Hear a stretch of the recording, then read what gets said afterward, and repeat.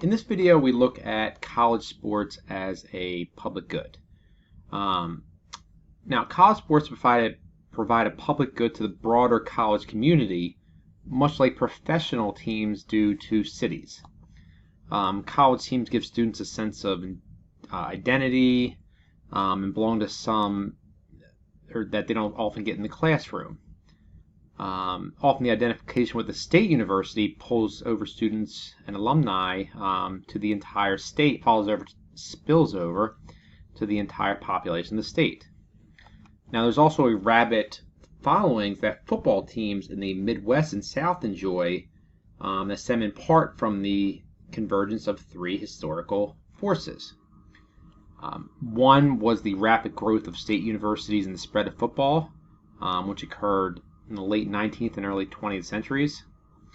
A rise in professional sports in the Northeast, which limited fan bases for college sports in the Northeast, whereas in the Midwest and South, they didn't have these rise in professional sports. And so, whereas in other parts of the country, the college programs were competing for fans with professional, that was not the case with a lot of these. With no major league teams west of St. Louis or south of Washington, D.C., initially, college sports in states like Mississippi and Nebraska had little competition. Now, to the extent that such teams provide entertainment and a sense of identity to the community, they are likely to merit subsidies from the government because of the positive externalities that they produce.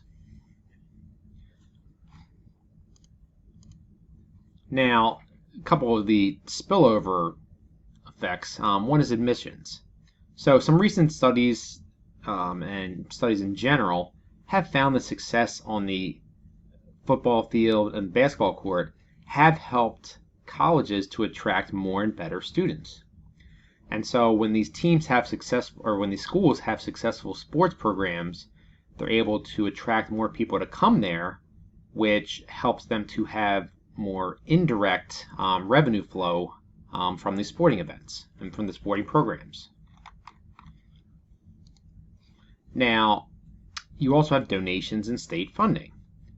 In 2014-15, for example, those donations from alumni to their athletic teams made up about 23% of the athletic department's overall revenue. The level of donations and their importance in an athletic school department can really vary widely from program to program and from year to year. The widest variation was, for example, with Oklahoma State University, where donations range from about $19 million in 2007 to $210 million in 2006. Now, the reason why there is this because you can have one big donor who will make a donation. And so in the example with the Oklahoma State, who was it? T. Boone Pickens, which was an alumni, he made a $165 million donation in 2006. Now, the donations can have a broader benefit if they spill over to the rest of the university. So if a sports fan donates to the school and it goes to the school as a whole, it can benefit the university as a whole. However, unfortunately, in general, these donations tend to be applied very specifically to the specific sports programs or a specific sport. And from a donation from a fundraising standpoint, I guess, that does tend to make sense because if people are donating money that they want to be put towards, let's say, the football program, and it's not because the university doesn't technically have to apply that to the specific program. But if they don't do that, they're going to have problems getting more donations because people will know that their money is not going where they want it to.